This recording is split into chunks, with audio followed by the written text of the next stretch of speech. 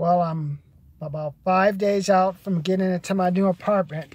Now, this is the problems that I'm faced with right now. Number one, how am I going to move? Because I remember just last summer, I moved from a 4-bedroom, 2-bath house to a 2-bedroom, 2-bath condo. So I remember I had to get rid of the furniture. I had to get rid of sold some of my tools. I had to get a storage place.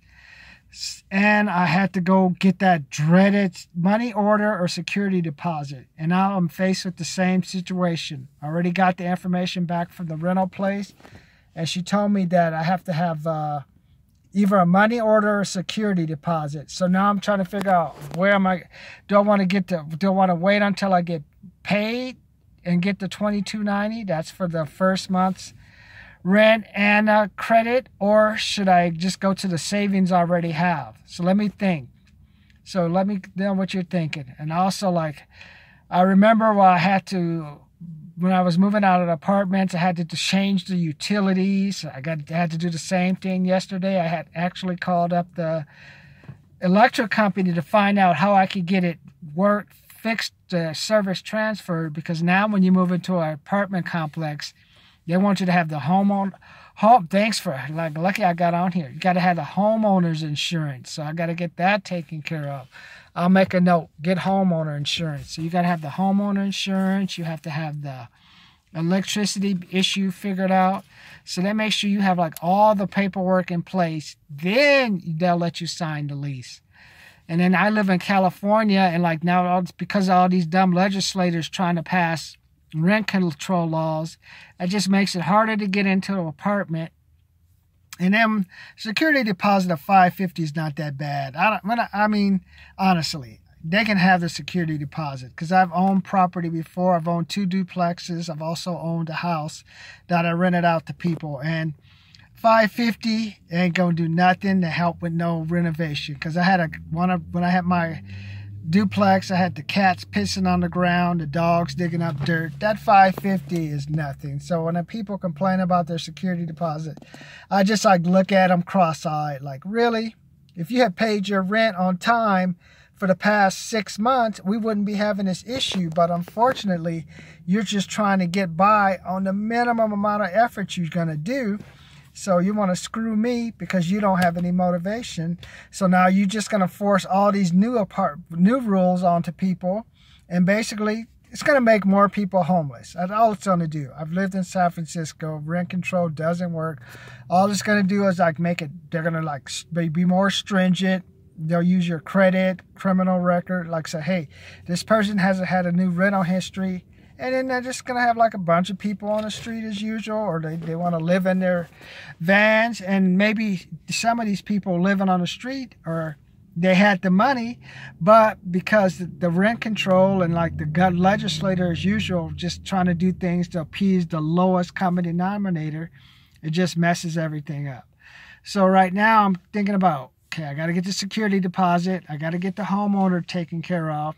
And then after that, I got to figure out how I'm going to move all my stuff, which is not much. I reduced everything down to, I have 4 boxes, 1 bag, and 1 smart level. And then the clothes, I'm just going to toss in the car. And then once I put them in the car, I'm going to take some stuff to the cleaners, which I have planned for today. And then I'm going to take some items to my small office that I have, and then I'll get everything moved in, because I know that first day of moving, because this is a whole new apartment complex, so I know it's going to take 20 or 30 minutes probably just to get checked in. Then I got to get the key, then I got to go check the apartment, I got to check the power is on. So, but it's a good problem to have. And then also I found out, like, I always like the person that I've been following, I'm following Russell Brunson. Following Russell Brunson because I'm doing his ClickFunnels, and I'm learning how to create my own list.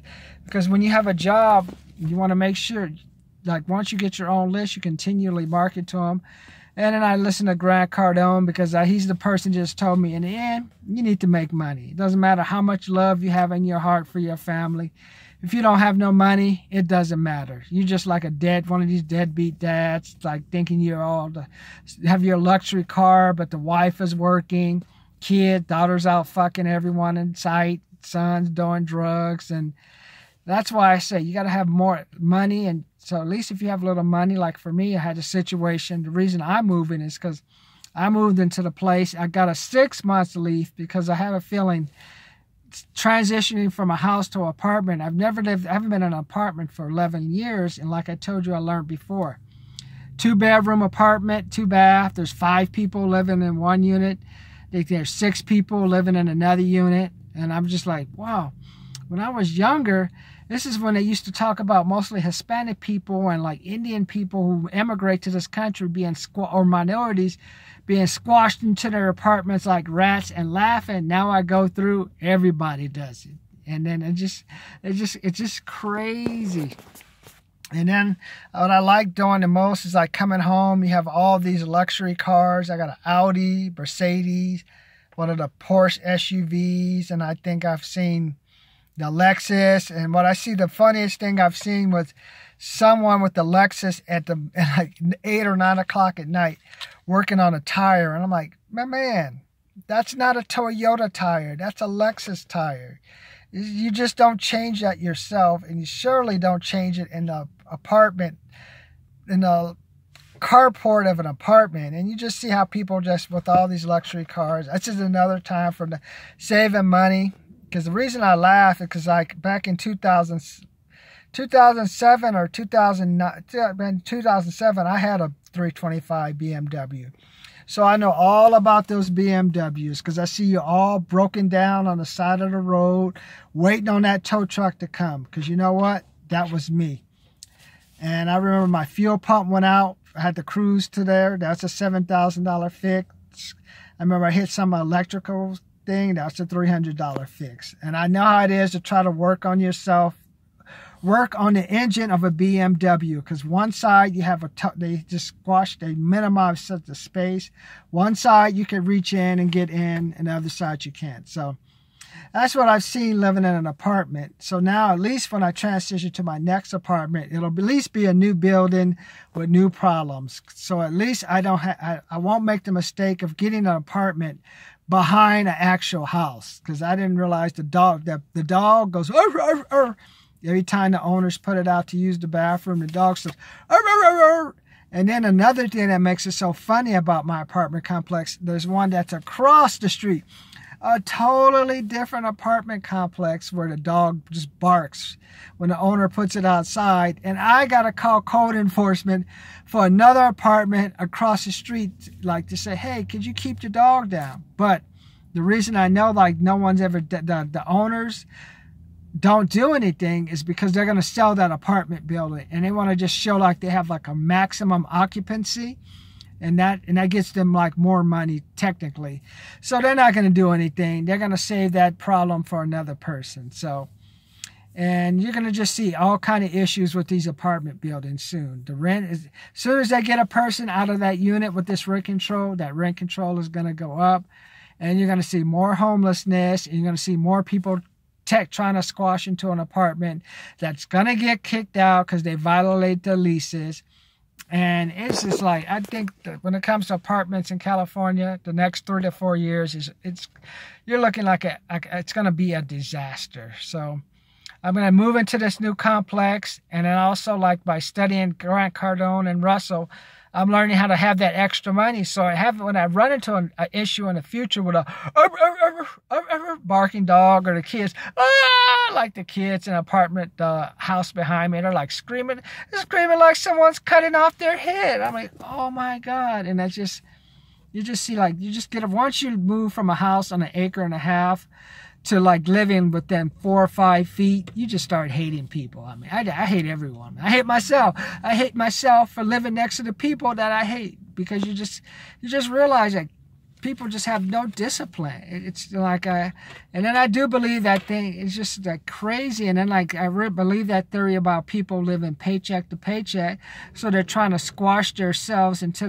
their houses in order to save money, instead of just going out, not buying junk, not going to the bar drinking. We'll talk about that. Taking the weekend off and finding ways to make their life better. But see, that's too hard. Why work hard when you have the government that's going to give rent control, giving you the illusion that you're going to like somehow get over, and then you don't have enough money, and then you're going to get kicked out when someone else buys it. So on my escape from my apartment, I'm like 4 or 5 days away. It's just, I'm moving into the new apartment, and the issues I'm working with now, as you'll probably encounter, is like I got to get ready to deposit, learn how to deposit, moving, and probably deposit, moving, and learning how to adjust to without having barking dogs and hollering kids around me.